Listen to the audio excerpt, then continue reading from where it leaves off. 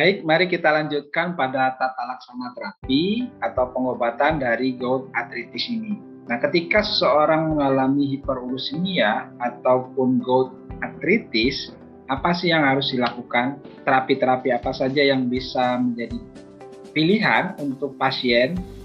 Dan tentu saja nanti ini juga akan bermanfaat bagi para klinisi, ya dokter di puskesmas, rumah sakit, ataupun nanti bisa memberikan pemahaman kepada apoteker dalam melayani resep dokter terkait dengan pasien yang sedang menjalankan terapi untuk pengobatan gout arthritis ini.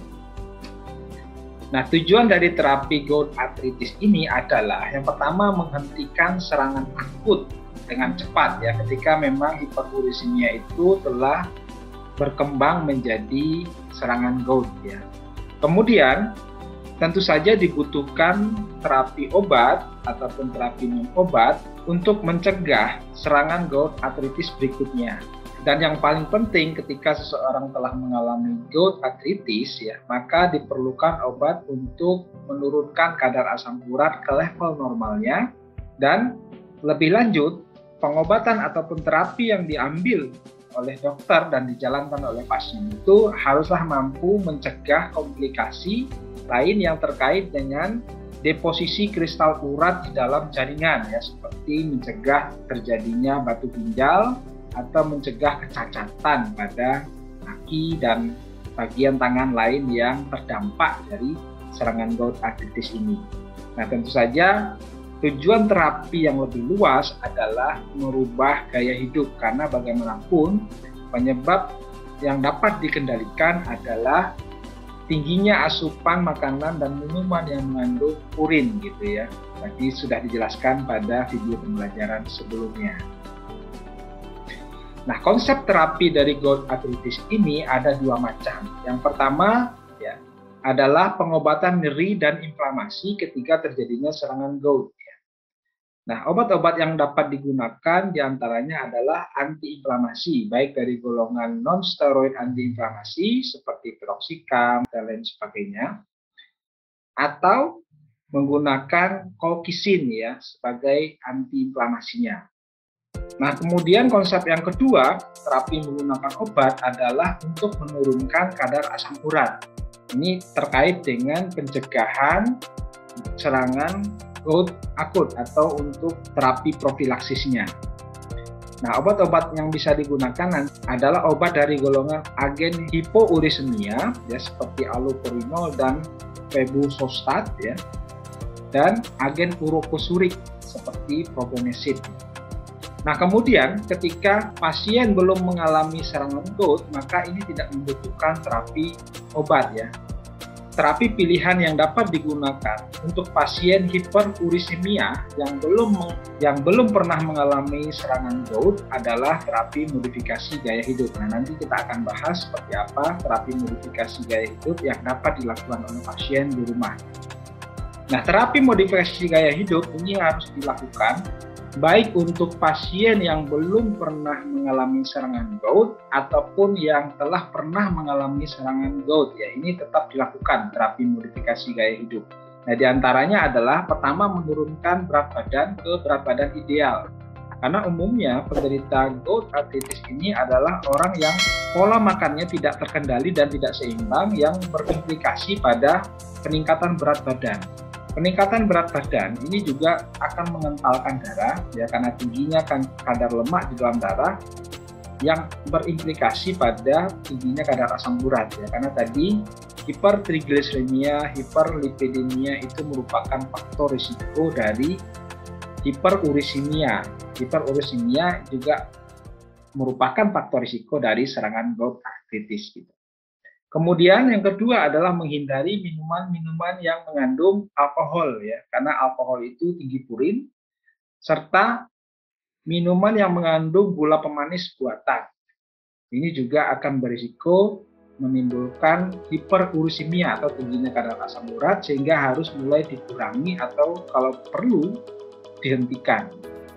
Kemudian makanan yang kalorinya tinggi ya, seperti daging yang berwarna merah, kemudian seafood yang berlebihan ya. Jadi makanan yang tinggi purin harus mulai dikurangi ya. Kalau keripik itu biasanya keripik emping ya, ini juga harus mulai dikurangi karena itu tinggi purin. Kemudian dianjurkan untuk mengkonsumsi makanan yang rendah lemak dan latihan fisik secara teratur ya, terutama latihan otot ya, karena penderita serangan gout ini umumnya akan mengalami kelemahan otot karena fungsi dari organ yang terdampak ini menjadi berkurang ya, sehingga perlu dilatih lagi. Tetapi harus hati-hati juga ya, karena olahraga yang berlebihan, yang tidak terkontrol, yang tidak dipandu oleh ahli fisioterapis untuk penderita gout arthritis ini, jika tidak hati-hati juga akan berpotensi menimbulkan cedera pada daerah persendian yang pernah terdampak atau pernah terkena serangan gout arthritis. Jadi tetap harus di bawah pengawasan seorang fisioterapis yang nantinya dapat memberikan tips-tips ya untuk mencegah terjadinya serangan pada sendi gitu ya. Nah, kemudian ketika seseorang telah mengalami dan didiagnosa dokter mengalami serangan gout arthritis, maka langkah terapi yang harus dilakukan salah satunya adalah dengan obat. Tetapi jauh sebelum itu, yang paling penting adalah edukasi pada pasiennya itu sendiri. Pasien harus diberitahu dan harus bisa dipahamkan bahwa dirinya adalah seorang penyandang gout arthritis. Kita telah mempelajari tadi bahwa penyakit gout arthritis ini adalah penyakit kelainan metabolik. Adanya ketidakseimbangan metabolisme di dalam tubuh yang mengakibatkan tingginya kadar asam urat dan pembentukan kristal monosodium urat. Sehingga pasien harus betul-betul dipahamkan dia adalah seorang penyandang gout arthritis. Sehingga nanti bisa dilakukan edukasi untuk merubah gaya hidupnya. Kemudian screening dari penyakit komorbid ya. Selain asam urat, apakah pasien juga memiliki penyakit penyerta seperti tadi hipertensi, diabetes mellitus, penyakit infeksi seperti TBC, penyakit kanker? Karena nanti kita akan mereview obat-obat yang digunakan. Apakah di antara obat-obat yang sedang digunakan saat ini memiliki efek samping peningkatan kadar asam urat. Nah, kalau seandainya ditemukan obat-obat yang memiliki efek samping meningkatkan kadar asam urat, maka obat-obat tersebut bisa diganti dengan obat lain yang tidak memiliki efek samping hiperuricemia. Yes. Contohnya, ketika pasien itu adalah penderita hipertensi, maka obat dari golongan diuretik ketika dia menggunakan obat tersebut harus diganti dengan obat anti hipertensi golongan yang lain. Seperti itu. Kemudian evaluasi fungsi ginjal pasien, karena pemilihan obat untuk terapi serangan gout ini juga harus hati-hati terhadap pasien yang sedang mengalami penurunan fungsi ginjal. Ya. Pilihan obatnya bisa berbeda. Contohnya ketika terdapat gagal ginjal berat, maka dokter tidak bisa meresepkan colchicine dan antiinflamasi non-steroid karena kedua obat ini memperparah fungsi ginjal pasien. Nah, pilihan terapi sangat tergantung dari kondisi-kondisi yang sedang dialami oleh pasien saat ini. Nah, jika kondisi ginjal pasien itu normal, tidak ada masalah dengan penurunan fungsi ginjal, maka obat ini pertama atau pilihan pertama yang dapat dipilih dan digunakan adalah colchicine. Untuk pemberian pertama, colchicine ini diberikan dengan dosis 1 mg dan selanjutnya dipilihkan dosis 0,5 mg setiap harinya. Kemudian, obat pilihan lain yang juga masih merupakan obat ini pertama adalah antiinflamasi non-steroid. Dan jika pasien memiliki permasalahan dengan saluran pencernaan, misalnya memiliki riwayat penyakit MAH, penyakit peptic ulcer, atau masalah pada saluran pencernaan, bisa dipilihkan antiinflamasi non-steroid spesifik penghambat COX-2 ya. Dengan contoh obat Celecoxib ditambah dengan obat golongan proton pump inhibitor ya, seperti omeprazol yang akan mengurangi sekresi asam lambung. Nah, apabila pasien mengalami penurunan fungsi ginjal ya, atau pasien kontraindikasi dengan antiinflamasi non-steroid dan colchicine, maka obat pilihan lainnya adalah kortikosteroid, baik itu kortikosteroid yang diberikan secara oral atau yang diberikan secara injeksi. Nah, umumnya adalah injeksi intraartikular, jadi disuntikkan langsung pada daerah persendian yang sedang mengalami peradangan. Nah, untuk antiinflamasi golongan steroid yang diberikan secara oral biasanya diberikan prednisolon ya dengan dosis 30 sampai 35 mg untuk 5 hari ya. Jadi hanya untuk durasi singkat saja sampai nanti gejala peradangan itu bisa berkurang ya atau mengalami resolusi. Sedangkan injeksi yang intraartikular nanti bisa diberikan injeksi metilprednisolon. Atau juga bisa diberikan terapi kombinasi antara colchicine ditambah dengan antiinflamasi non steroid atau ditambah dengan antiinflamasi golongan steroid. Jadi tergantung keadaan dan tingginya kadar asam urat pasien gitu ya. Nah, jika pasien kontraindikasi dengan semua jenis obat, maka bisa diberikan obat penghambat interleukin 1 ya. Jadi dari golongan antibodi monoklonal gitu.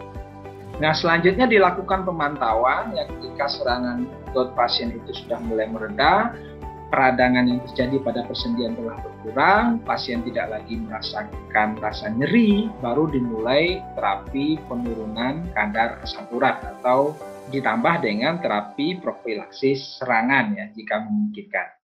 Nah, sekarang mari kita lihat apa saja antiinflamasi non-steroid yang dapat digunakan untuk pengobatan fase akut dari serangan gout artritis ini. Antiinflamasi non-steroid akan mampu menurunkan gejala inflamasi atau peradangan melalui penghambatan produksi prostaglandin. Jadi kalau tadi dari patofisiologinya, kristal monosodium urat itu akan merusak persendian dan memicu terjadinya reaksi inflamasi ya. Ini dimulai dari pembentukan mediator-mediator inflamasi seperti prostaglandin.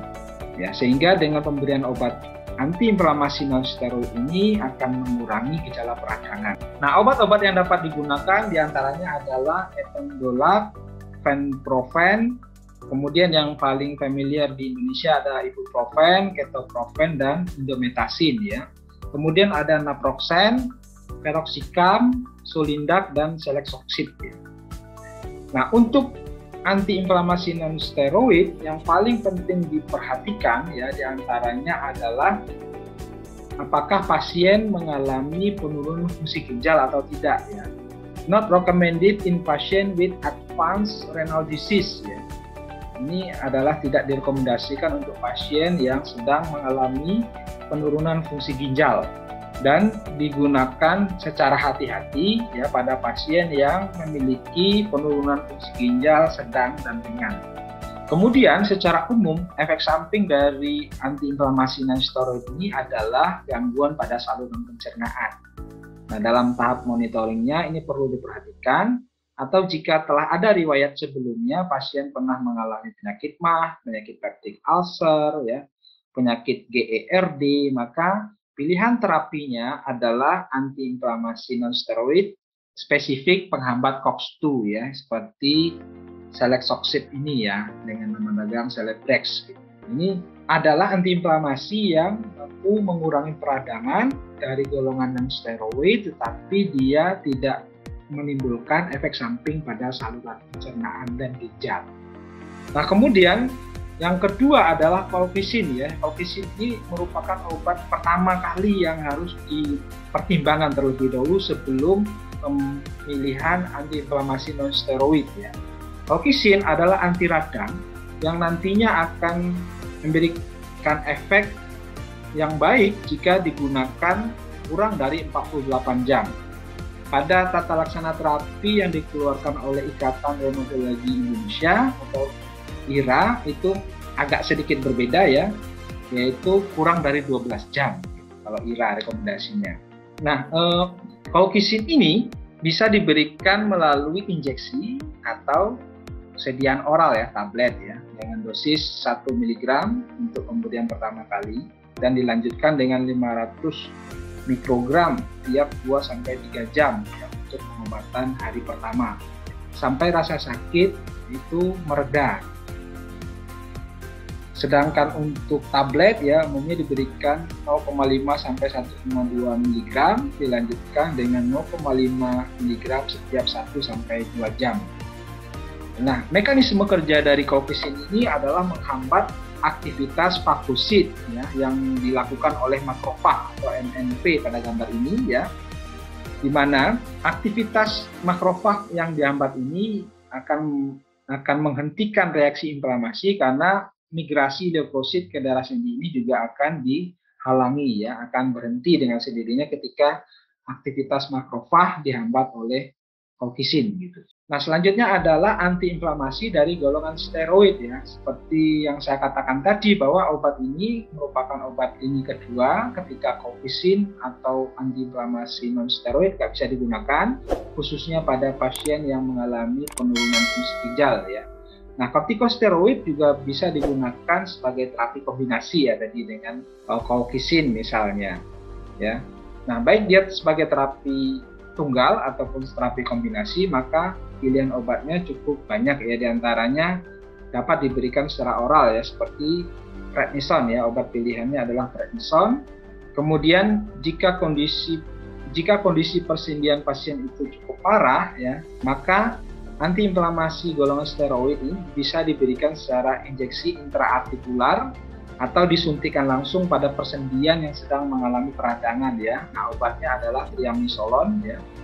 Ini bisa diberikan secara intramuskular ya, dan diikuti dengan prednison oral ya.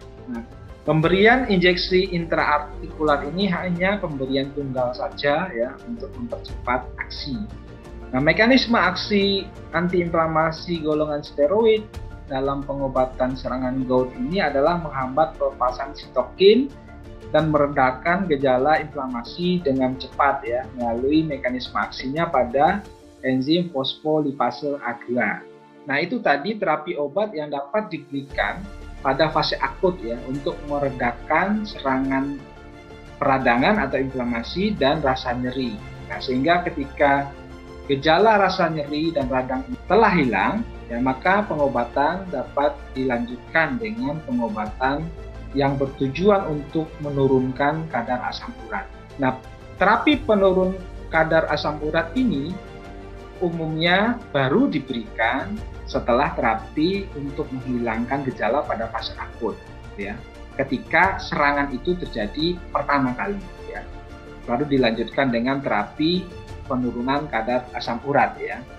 Akan tetapi, jika serangan ini adalah serangan kedua dan sebelumnya pasien telah menggunakan terapi penurun kadar asam urat seperti allopurinol, maka pemberian terapi pada fase akut tadi dapat dilakukan secara bersamaan dengan terapi penurun kadar asam urat ya, seperti penggunaan allopurinol, febuxostat, dan lain sebagainya.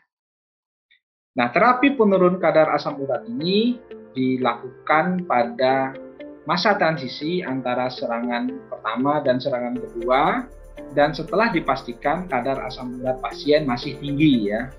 Karena pengobatan pada fase akut tadi tidak akan menurunkan kadar asam urat pasien, atau terapi sebelumnya gagal menurunkan kadar asam urat pasien sehingga pasien mengalami serangan gout.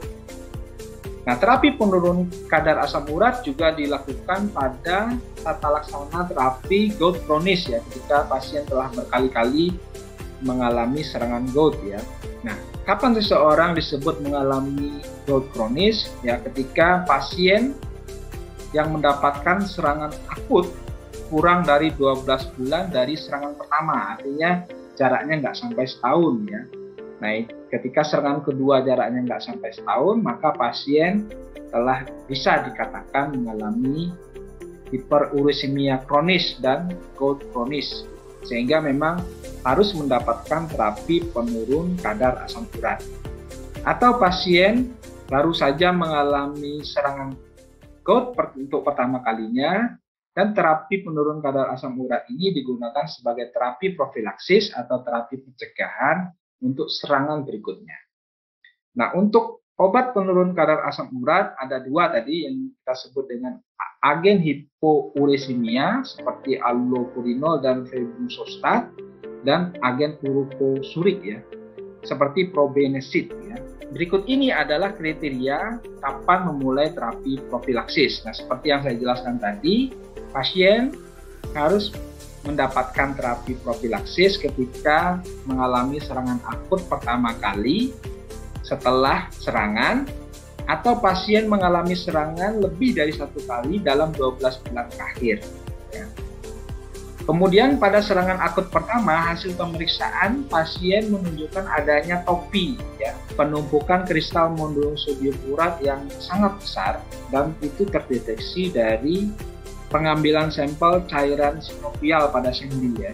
Di situ terdapat kristal monosodium uratnya, dan hasil pemeriksaan dengan USG menunjukkan pasien mengalami topi pada persendiannya.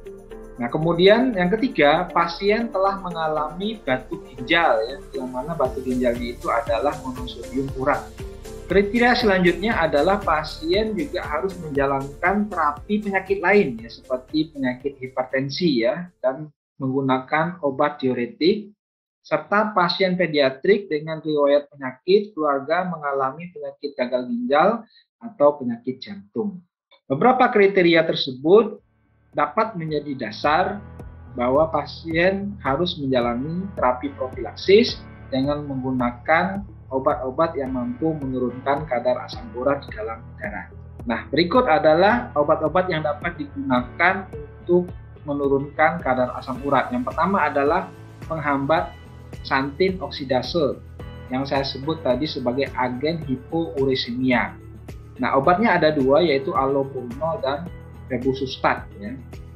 Nah, kemudian pada kolom dosis ya bisa Anda lihat bahwa dosisnya untuk pertama kali digunakan 100 mg per hari terlebih dahulu dan ditingkatkan secara perlahan sesuai dengan respon terapi. Misalnya ya, ketika penggunaan 100 mg per hari selama 4 minggu, dilihat responnya apakah mampu menurunkan kadar asam urat pasien. Jika belum, dapat ditingkatkan menjadi 200 ya sampai 300 mg per hari antara 2 sampai 5 minggu. Biasanya dokter itu memberikan untuk 4 minggu dan dievaluasi lagi hasilnya.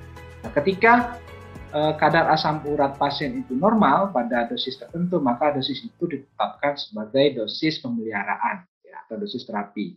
Nah, penggunaan allopurinol ini dibatasi, dosis maksimalnya adalah 900 mg per hari. Nah, ini perlu juga hati-hati pada pasien yang mengalami penurunan fungsi ginjal ya. Nah, untuk pasien yang mengalami penurunan fungsi ginjal, maka dosis awal dimulai dengan 50 mg per hari. Kemudian febusustat ya, ini dimulai dari dosis 40 mg per hari.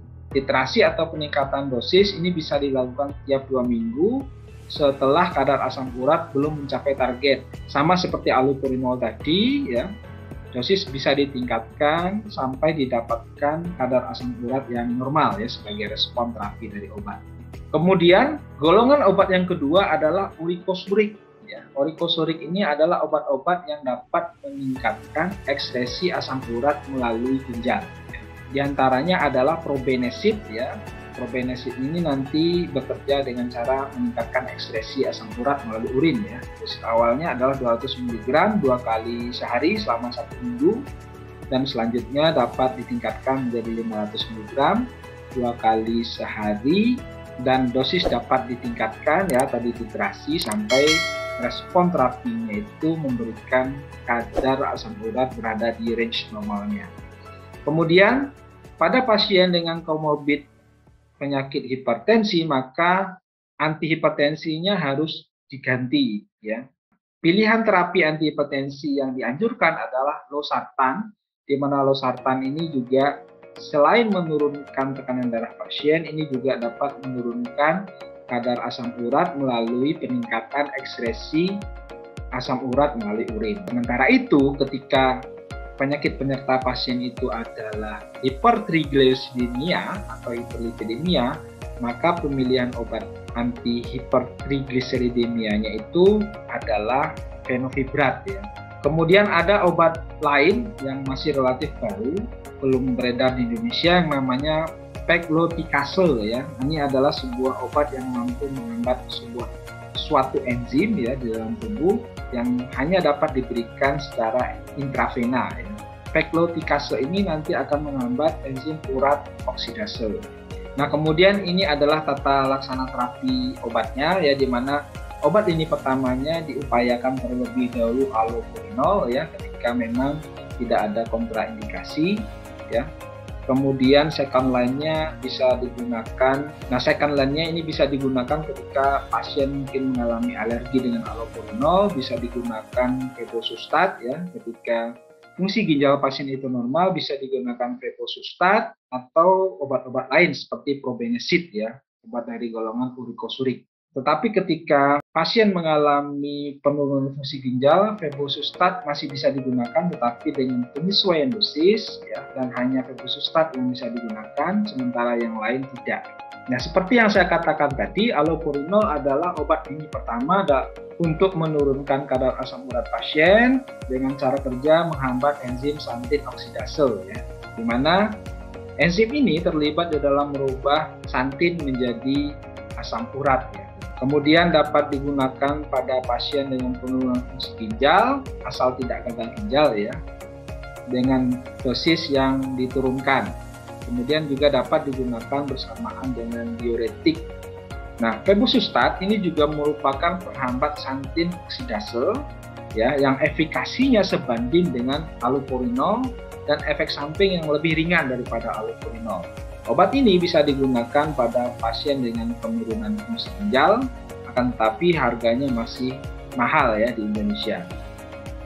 Jika digunakan pada dosis yang tinggi, umumnya menyebabkan peningkatan radang dan rasa nyeri pada bulan pertama pengobatan, karena obat ini mampu menurunkan kadar asam urat yang cukup drastis ya, di mana penurunan kadar asam urat yang drastis ini juga berpotensi mengakibatkan serangan gout ya. Sehingga memang dosisnya harus ditingkatkan pelan-pelan dan harus hati-hati. Kemudian probenecid ya. Di sini probenecid dia akan meningkatkan ekskresi asam urat melalui urin ya, sehingga akan menurunkan kadar asam urat dalam darah, di mana probenecid ini akan menghambat reabsorpsi asam urat dari tubulus proksimal ginjal kembali ke peredaran darah. Nah, cara kerjanya dia adalah menghambat transporter yang membantu reabsorpsi dari asam urat kembali ke peredaran darah. Sehingga dengan demikian asam urat tersebut akan lebih banyak diekskresikan ke urin ya, ketimbang diabsorpsi kembali ke dalam peredaran darah. Akan tetapi obat ini harus hati-hati digunakan pada pasien yang mengalami peptide ulcer karena ada efek samping pada saluran pencernaan serta dapat berinteraksi dengan berbagai macam obat lain, sehingga sebelum meresepkan obat ini dokter ataupun apoteker harus mengecek ya, apakah kemungkinan ada interaksi dengan obat lain yang sedang digunakan oleh pasien. Kemudian obat urikosurik lainnya adalah residurat. Obat ini tidak ada di Indonesia. Kemudian peglotikase ya, ini juga obat ini tidak ada di Indonesia, tapi sebagai pengetahuan saja bolehlah ya. Obat ini adalah sebuah enzim yang nantinya akan menghancurkan asam urat di dalam tubuh dan membantu ekskresinya melalui urin. Ini diberikan ya ketika obat-obat lain itu sudah tidak efektif atau kadar asam urat pasien masih tinggi setelah menggunakan beberapa obat sebelumnya seperti allopurinol. Obat ini bisa diberikan secara intermittent, artinya sekali ya, misalnya sekali 2 bulan, sekali 3 bulan untuk membantu mempercepat penurunan kadar asam urat. Diberikan dalam bentuk infus intravena setiap 2 minggu sekali ya, dan akan menurunkan kadar asam urat dengan cepat. Nah, dalam konteks terapi profilaksis ini juga harus hati-hati karena seperti yang saya katakan tadi ya, penurunan kadar asam urat yang sangat signifikan atau sangat drastis ini juga berisiko akan memicu terjadinya serangan gout artritis ya pada pasien. Obat ini dapat digunakan pada pasien yang mengalami gangguan hepar, masih aman digunakan dan harus digunakan dalam kombinasi dengan obat lain ya seperti allopurinol atau probenecid tadi. Nah, itu tadi terapi obat ya, terapi menggunakan obat untuk pengobatan gout arthritis dan terapi penurun kadar asam urat ya, yang digunakan sebagai terapi profilaksis pada periode 2 serangan gout ataupun pada pasien yang mengalami gout kronis. Nah, akan tetapi ada beberapa terapi lain yang kita kenal dengan terapi non farmakologi yang mungkin bisa dilakukan oleh pasien sendiri di rumah untuk meringankan serangan gout arthritisnya ataupun untuk mencegah terjadinya serangan gout selanjutnya.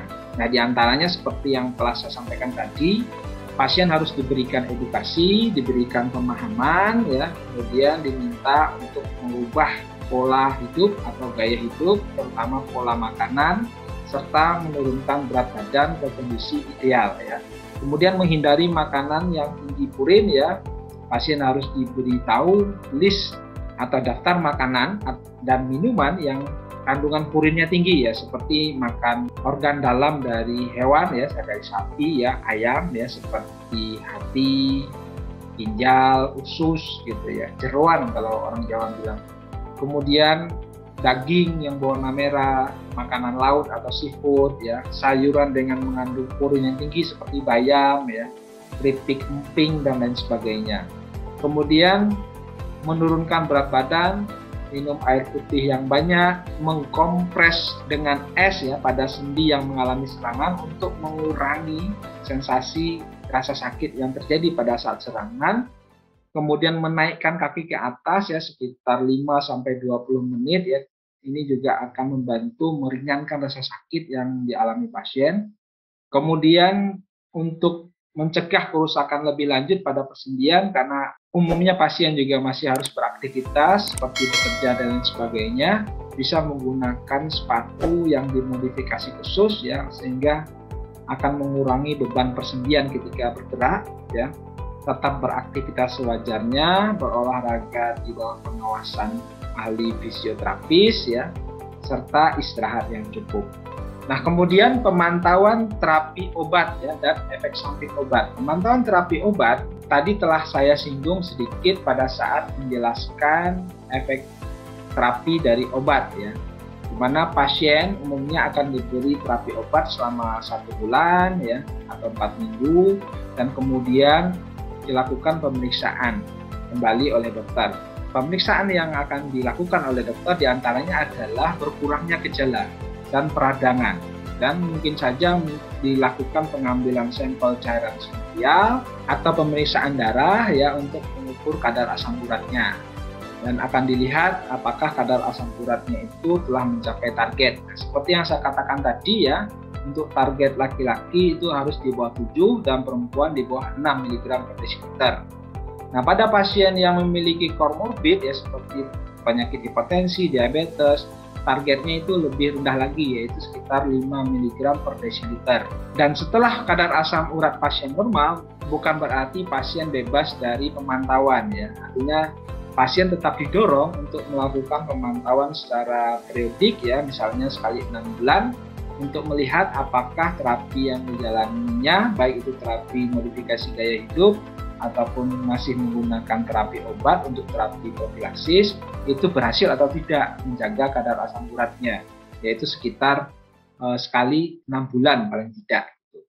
Kemudian obat-obat tadi juga berpotensi menimbulkan efek samping, ya, seperti yang saya katakan tadi, ya. Penggunaan antiinflamasi dan steroid ini cenderung akan berpotensi menurunkan fungsi ginjal, ya, sehingga fungsi ginjal pasien pun juga harus selalu dimonitor, ya. Kemudian selain itu fungsi hati, ya, dengan pemeriksaan kadar SGPT, SGOT. Kalau fungsi ginjal tadi yang diperiksa umumnya adalah kadar kreatinin atau kadar blood urea nitrogen, kemudian cek darah lengkap dan kadar elektrolit. Nah, periksa kembali tesnya setiap 6 hingga 12 bulan untuk pengobatan jangka panjang, ya, ketika pasien harus menjalankan terapi dengan obat penurun kadar asam urat untuk tujuan profilaksis. Nah, demikian tata laksana terapi dari penyakit gout arthritis yang dapat saya sampaikan. Mudah-mudahan bisa sedikit memberikan gambaran kepada Anda semua, baik Anda sebagai calon dokter, calon apoteker, atau pasien, ya, Saya berharap ketika Anda penyandang penyakit gout ini, tentu saja saya berharap Anda bisa mengambil langkah dan menyikapinya dengan lebih bijak supaya terapi yang Anda jalani selama ini bisa berhasil mencapai tujuan terapi, di mana tidak ada lagi serangan gout berikutnya. Demikian, mudah-mudahan paham dan bermanfaat. Dan jika ada pertanyaan, silakan tulis langsung di kolom komentar. Insya Allah akan saya jawab dengan sebaik-baiknya. Sampai ketemu lagi pada video pembelajaran berikutnya dengan materi yang lain. Terima kasih. Wassalamualaikum warahmatullahi wabarakatuh. Bye.